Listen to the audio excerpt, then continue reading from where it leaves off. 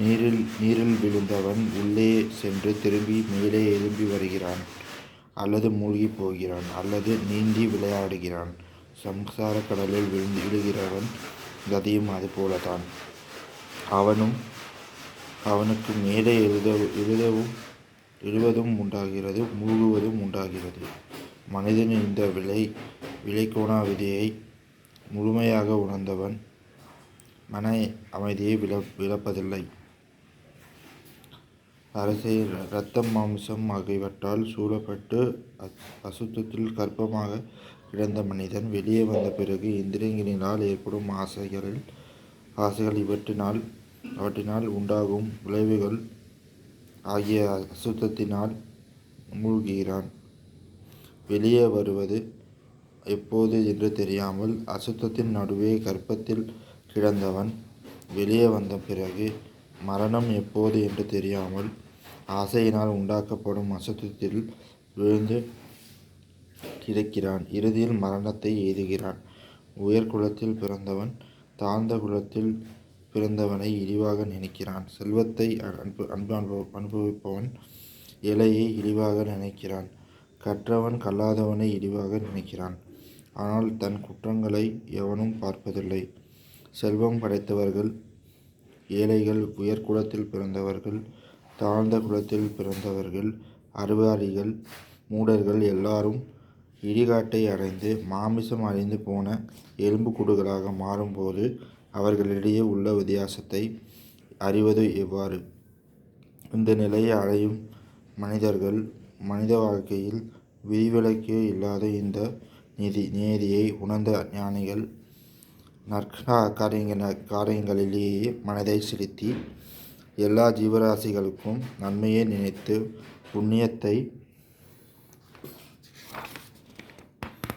புண்ணியத்தை செய்து அதன் மூலம் கொஞ்சம் கொஞ்சமாக நல்ல கதியை அடைகிறார்கள்.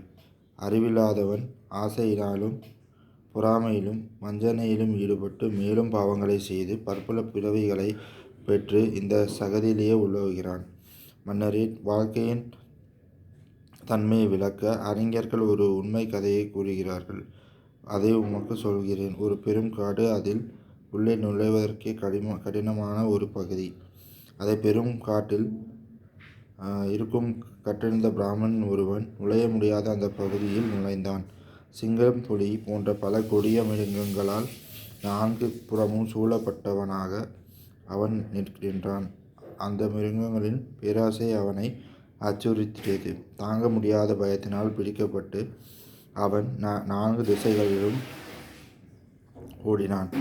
ஆனால் அந்த மிருகங்களிலிருந்தோ அவை எழுப்பிய பயங்கரமான பேராசையிலிருந்தோ அவனால் தப்பிக்க முடியவில்லை. அப்போது ஒரு பயங்கரமான பெண் 2 கைகளும் விரித்து கொண்டு அங்கே நிற்பதையும் கண்டான். பார்த்தாலே அச்சத்தை உண்டு பண்ணக்கூடிய 5 தலை நாகங்களும் அங்கே மிகுந்திருந்தன. இவற்றின் நடுவில்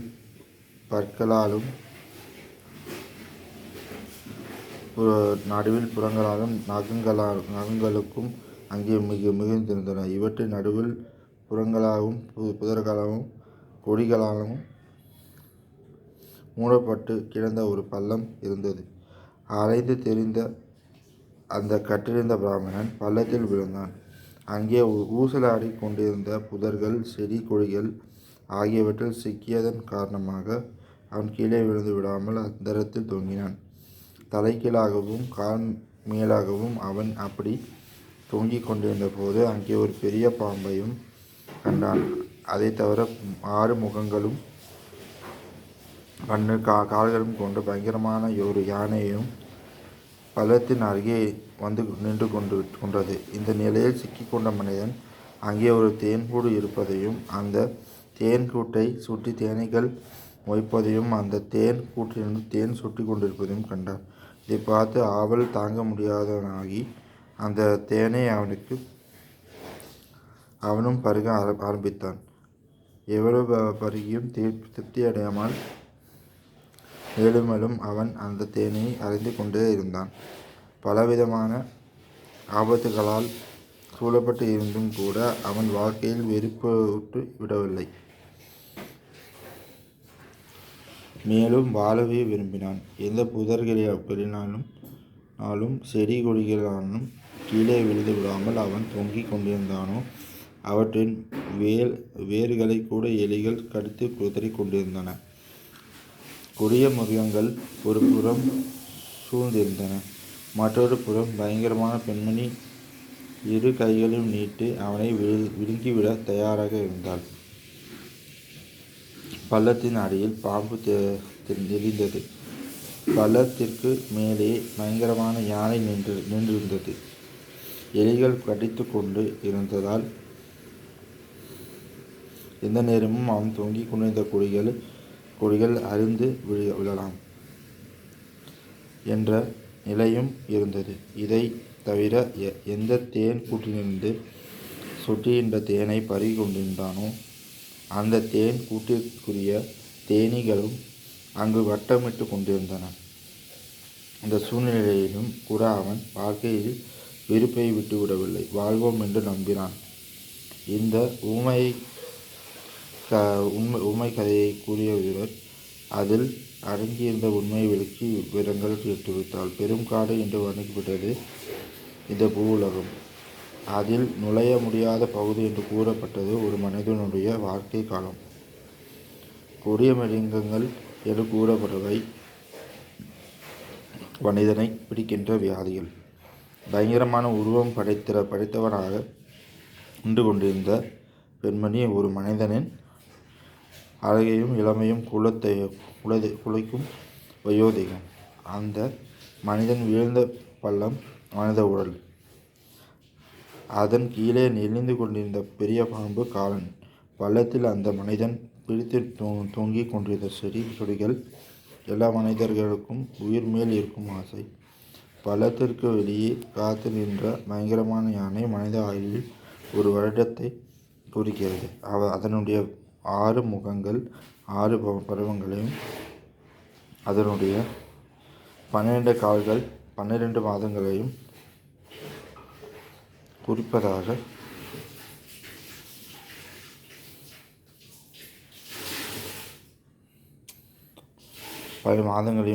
குறிப்பதாக பண்டிதர்கள் கூறுகிறார்கள்.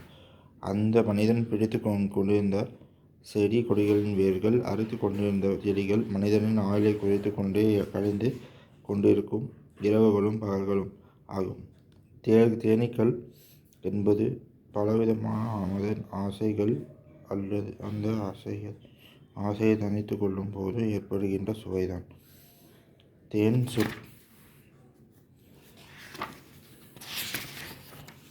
சொட்டுகள் மோட்சத்தின் பாதையை உணர்ந்தவர்கள்.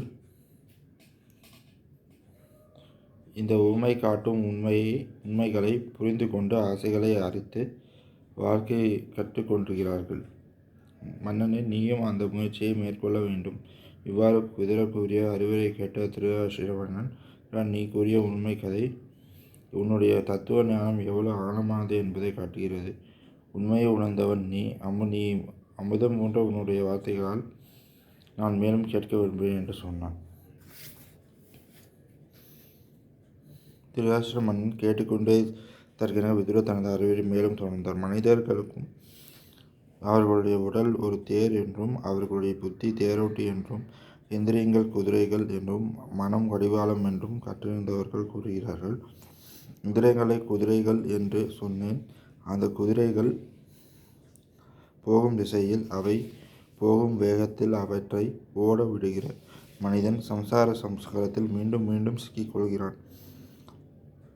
தேரோட்டியாகிய புத்தியின் மூலம் குதிரைகளாகிய இந்திரியங்களை எந்த மனிதன் அடக்குகிறானோ அவன் இந்த சம்சார சூழலில் மீண்டும் மீண்டும் சிக்குவதில்லை. அரசே, ஞானம் என்கிற மருந்து துக்கம் என்ற நோயை போக்க வல்லது. கோபத்தையும் விரோதத்தையும் மனதில் வளர்த்து கொள்ளாமல் எல்லா ஜீவராசிகளிடம் தயை காட்டுகிற மனிதன் ஞானத்தை பெறுகிறான். அவன் இந்திரியங்களை அடக்குகிறான். அவனுக்கு துன்பம் என்பது கிடையாது. அவன் அமைதியை எய்துகிறான். பேரறிவு படைத்த நீர் இந்த உண்மைகளை உணர்ந்து தூக்கத்தை விலக்கி மாண்டு போனவர்களுக்கும் இறுதி சடங்குகளை செய்யுங்கள். இப்படி விதுரர் கூறிய பிறகும் திருதராஷ்டிரன் மனம் சமாதானத்தை அடையவில்லை. அவன் மயங்கி விழுந்தான். விதுரர், சஞ்சயன் போன்றவர்கள் மன்னனின் முகத்தில் தண்ணீரை தெளித்து அவனுக்கு சிகிச்சை செய்து அவனை மயக்கம் தெளிய வைத்தபோது அவன் மனித பிரிவை நீந்திக்கத்தக்கது. தன் மக்களால் தன் உறவினர்கள் என்று பாச பிணைப்பும் நீந்திக்கத்தக்கது.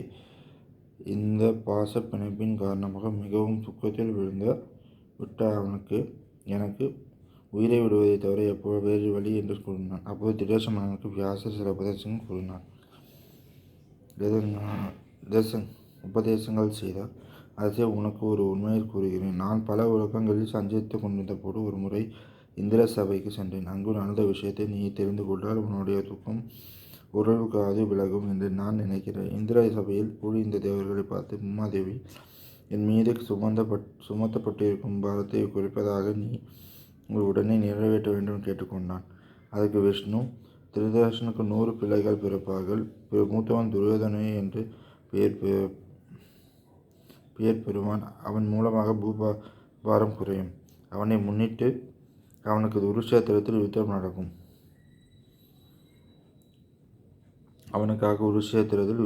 அதில் பெரும் நாசம் ஏற்பட்டு உன்னுடைய பாரம் நீங்கும் என்று கூறினார்.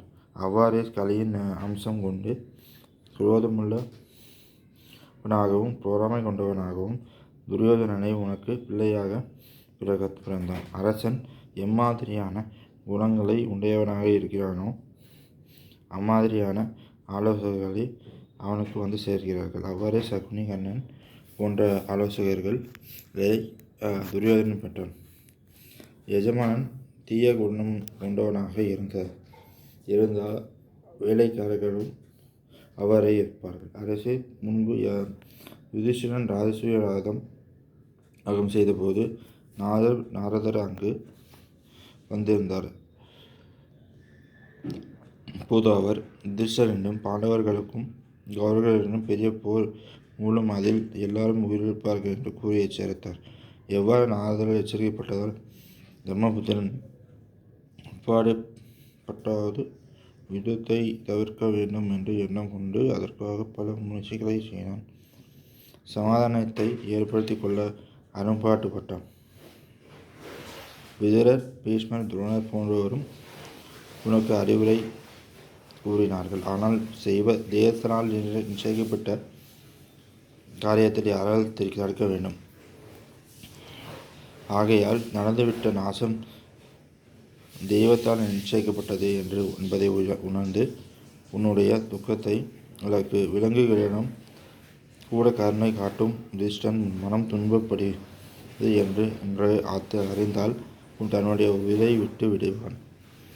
உனக்கு ஏற்பட்டிருக்கும் கதி தெய்வத்தின் கட்டளை என்று உணர்ந்து பாண்டவர்களின் கருணையை பெற்று வசதிகளுடன் வாழ்ந்து என்னுடைய ஆலோசனையை ஏற்று புண்ணிய காரியங்கள் உன் மனதை சேர்த்து எஞ்சியிருக்கும் நாட்களை கழித்தாய் என்றால் உனக்கு உலகில் புகழ் உண்டாகும். புத்திர சுகம் இருப்பை அறிவு என்று நீரினால் அனைத்து விடுவாயாக.